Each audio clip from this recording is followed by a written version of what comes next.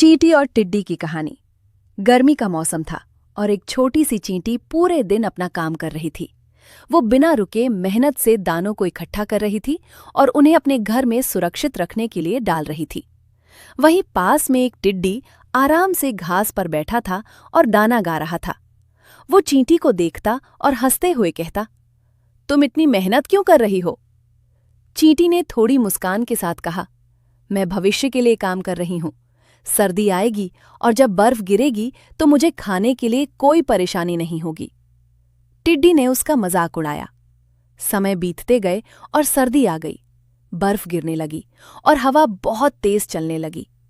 अब टिड्डी भूख और ठंड से कांपते हुए चींटी के पास गया और कहा, क्या तुम मुझे कुछ खाना दे सकती हो? चींटी ने उसे देखा और कहा, जब तुम आराम कर रहे थे तब मैंने मेहनत की थी। अब मुझे खुशी है कि मैंने भविष्य के लिए तैयार किया था। मूल शिक्षा। ये कहानी हमें ये सिखाती है कि मेहनत और योजना से ही हम भविष्य को सुरक्षित कर सकते हैं। अगर हम आलस से छोड़कर समय का सही इस्तेमाल करें तो कभी भी मुश्किल समय से नहीं घबराएंगे।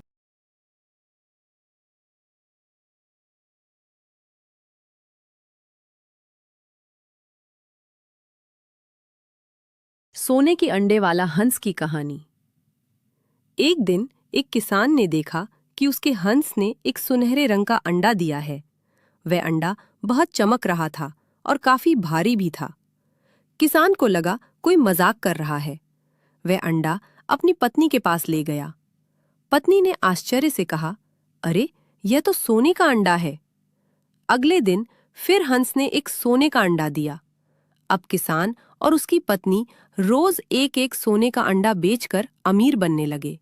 लेकिन धीरे धीरे उनके मन में लालच आ गया। एक दिन पत्नी ने कहा, क्यों ना हम हंस को मार दें? उसके पेट में सारे सोने के अंडे एक साथ मिल जाएंगे और हम बहुत अमीर हो जाएंगे।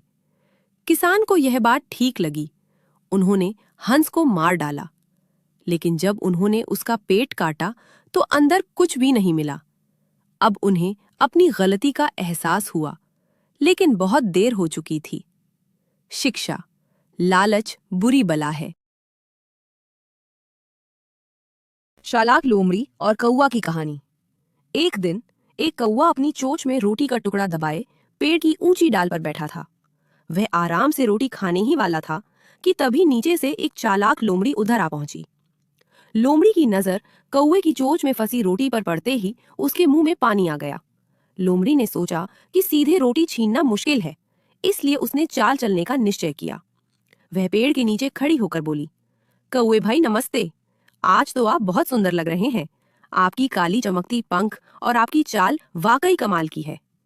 कौवा यह सुनकर खुश तो हुआ, लेकिन चुपचाप बैठा रहे।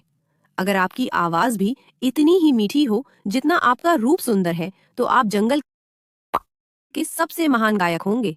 काश एक गीत सुनने को मिल जाता। यह सुनकर कौवे का घमंड जाग उठा। उसने सोचा, सबको मेरी आवाज सुननी चाहिए।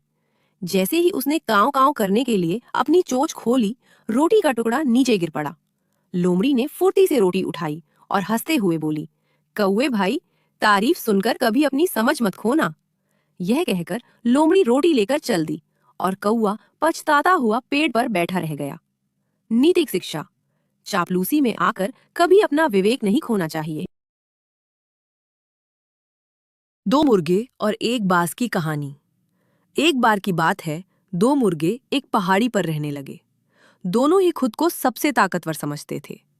एक दिन दोनों के बीच पहाड़ी का राजा बनने को लेकर भयंकर लड़ाई हो गई।